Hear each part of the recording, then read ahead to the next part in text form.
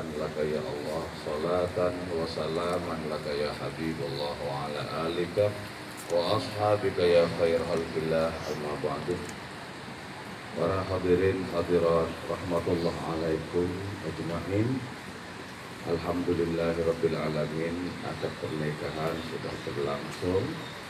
Kita turut bersyukur dan bergembira. Saya sudah puluhan kali mendatangi akad pernikahan dan tetap saja menyaksikan peristiwa pernikahan itu sangat menggetarkan. Padahal kejadian itu berulang-ulang. Biasanya ketika kejadian berulang-ulang itu sudah tidak menggerget lagi di hati kita. Tapi tidak dengan pernikahan, khususnya bagi saya. Setiap kali menyaksikan pernikahan, setiap kali itu pula getaran hati itu sangat kuat. Karena itu, walaupun saya laki-laki, walaupun saya juga berkumis, tetap kalau tidak ditahan-tahan, perasaan bisa meledak. Nangis keharuan, bukan nangis kekalahan terhadap persoalan kehidupan. Kata Maulana Rumi, di hadapan keindahan ilahi, jadilah seperti anak-anak yang gampang menangis. Saya bukan orang tuanya, jadi kedua mempelai, tapi saya ikut menyumbang keterharuan, tangisan, dan doa tentunya. Ini kenapa sebenarnya ya? Begini, Allah itu memiliki dua sifat, yaitu sifat jalaliyah dan jamaliyah, keagungan dan keindahan, yang dalam falsafah Cina itu disebut dengan yin dan yang, kelaki-lakian dan keperempuanan. Itu ada di dalam Asmaul Husna. Nah, pernikahan itu adalah peristiwa pertemuan antara dimensi ilahiyah yang berupa jamaliyah dan jalaliyah itu. Pertemuan antara gelombang magnetik keagungan dan keindahan.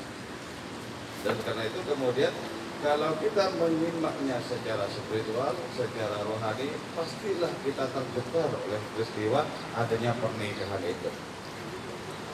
Terus yang kedua, pernikahan itu betul-betul menunjukkan adanya pertemuan dua cinta. Dan yang memiliki sifat cinta itu adalah Allah Ta'ala. Lalu kita berusaha untuk menirunya dalam kehidupan ini. Jadi pertemuan dari dua cinta lewat akad pernikahan adalah sarana yang paling ampuh untuk mendekatkan diri kepada Allah Subhanahu wa Ta'ala.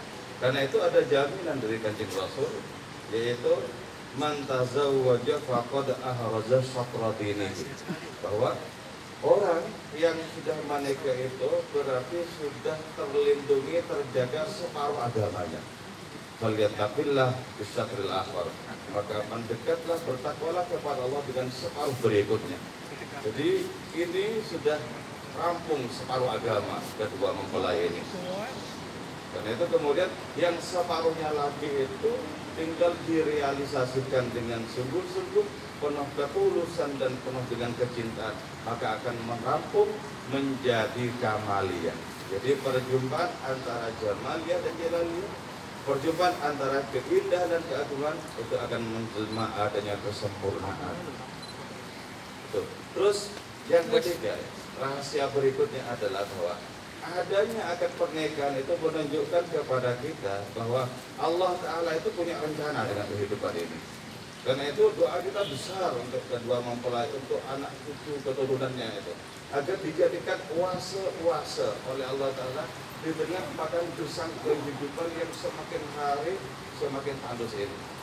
Allah menjadikan mereka, menjadikan anak keturunan mereka menjadi oase, qurratu a'yun, menjadi kesejukan dan ketentraman bagi kehidupan di sekitarnya. Itu sangat kita harapkan. Karena itu acara pernikahan ini sangat sakral. Dua sifat Allah Ta'ala disatukan lewat adanya perjumpaan di dalam akad pernikahan ini. Maka karena itu, orang yang sudah bisa membaca keindahan Allah Ta'ala lewat pernikahan, pastilah orang itu memiliki sikap yang terpuji, akhlak yang mulia, pasti itu. Karena itu, bagi orang yang sudah menikah, tapi kok rohaninya nggak meningkat, itu karena ada sesuatu yang kurang bagus saya kira. Kalau menikah tapi kok kemudian rohaninya jalan di tempat, ada sesuatu yang perlu dibenahi. Mestinya kalau menikah langsung menempuh proses rohani, itu menjadi lebih mulia, menjadi lebih terpuji. Akhlaknya pun juga demikian. Karena itu akad pernikahan perlu diterjemahkan di dalam kehidupan. Tentu ya hablum minallah kita sudah paham semua. Nah, akad pernikahan itu juga semestinya diterjemahkan dalam hablum minannas. Bagaimana seorang ibu dari mempelai putri itu tidak dibikin cemas. Maksudnya gimana? Maksudnya setelah pernikahan tetap saja dirutinkan silaturahim, biar tidak muncul, wah dari dulu saya membesarkan ternyata digondol orang. Jadi tidak muncul seperti itu, tapi tetap saja merasa disapa dengan adanya silaturahim yang penuh dengan penghormatan itu, penuh dengan cinta seperti itu. Maka itu akan muncul nanti di dalam hati sang ibu itu apa yang disebut sebagai qurratu a'yun, kesejukan dengan memiliki anak soleha itu akan sangat dirasakan. Nah, itu terjemahan secara spiritual terhadap berlangsungnya akan pernikahan. Jadi, karena itu saya pribadi ya, saya punya mertua di Cilacap. Saya orang Madura, jauh antara Madura dan Cilacap lebih jauh dibandingkan Jogja dan Solo. Sangat jauh. Di mana ketemu? Nah, itu rahasia Gusti Allah itu begitu ya. Jadi, ada lika-liku yang mempertemukan kemudian dimudahkan.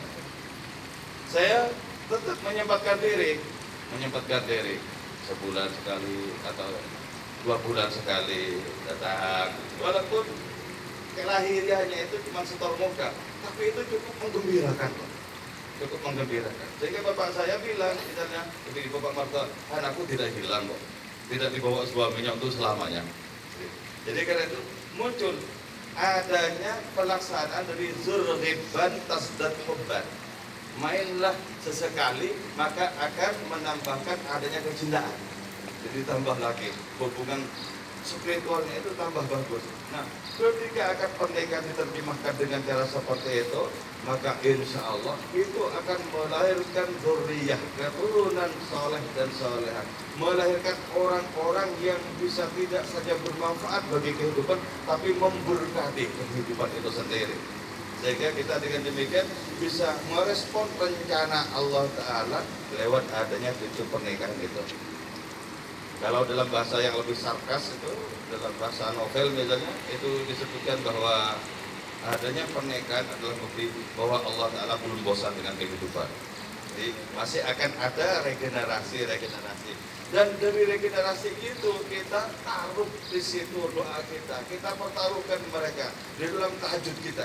Itu gini, suami istri ini kan biasanya itu pasti berkurang porsi tidurnya ya, karena memang ada pekerjaan yang baru dan itu mendebarkan.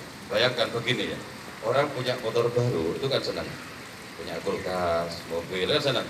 Ini nggak tanggung-tanggung, punya orang baru, ini lebih mendebarkan ya, lebih mendebarkan. Nah, karena porsi tidurnya berkurang, sebab cinta itu panas.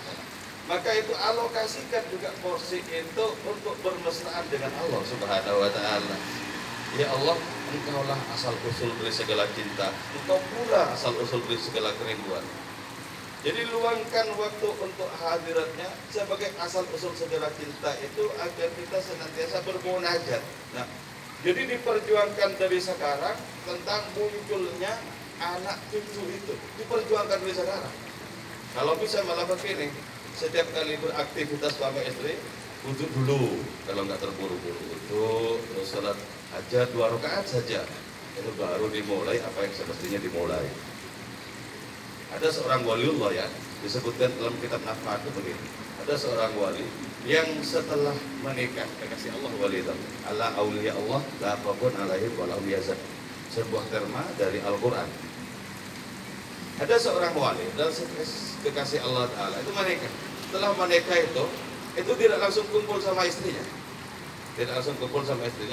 tapi terus bermunajat kepada Allah Ta'ala, menunggu datangnya ilham kapan berkumpul dengan istrinya. Ternyata apa? Si wali ini bertirakat bermunajat sampai 40 malam.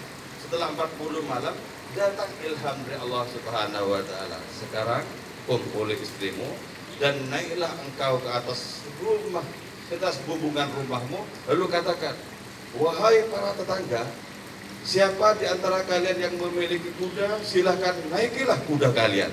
Ini tentu saja bahasa simbolik ya, bukan kuda beneran, tapi istrinya itu loh maksudnya. Nah, diceritakan dalam kitab Nafar itu bahwa ada 300 orang yang mendengar si wali dari atas bumbungan rumahnya itu dan menyuruh para tetangga itu untuk menunggangi kudanya masing-masing. Ada 300 orang.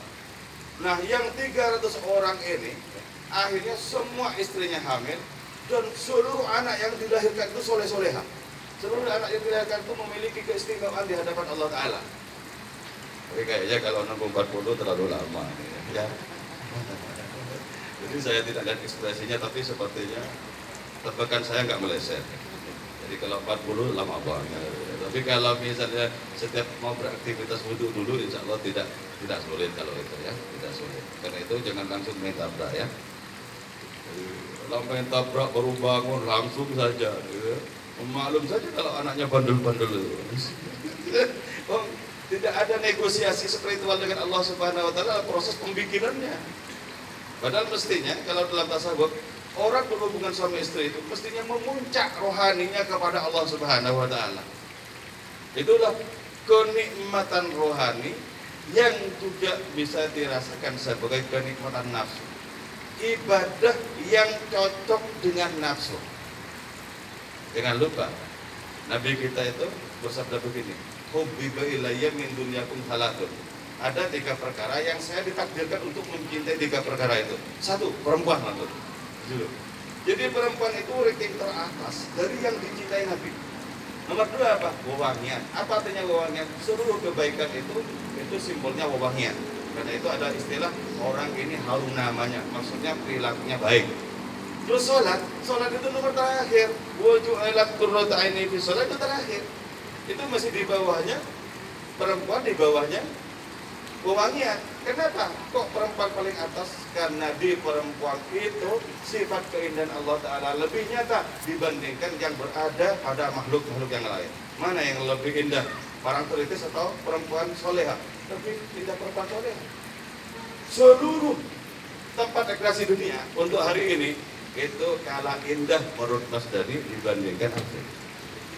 Tanyakan, tidak meleset kata-kataku. Gitu? Jadi karena itu penting bagi kita memaknai secara rohani perkara itu. Di Nabi saja itu yang paling dicintai beliau itu perempuan kok.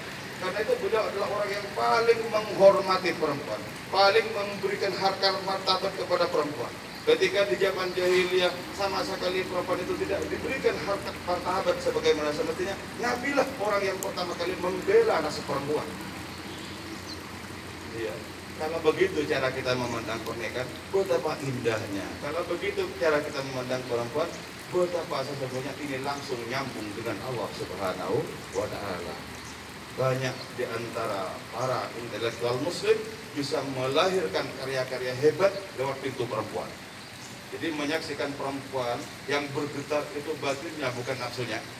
Bergetar itu batinnya, karena nyambung dengan kemahaindahan Allah Subhanahu wa Ta'ala. Kemudian lahir karya yang hebat. Di antaranya adalah karya-karya dari Syekh Muhyiddin Ibn Arabi, Syekhul Akbar. Itu banyak yang lahir dari perempuan.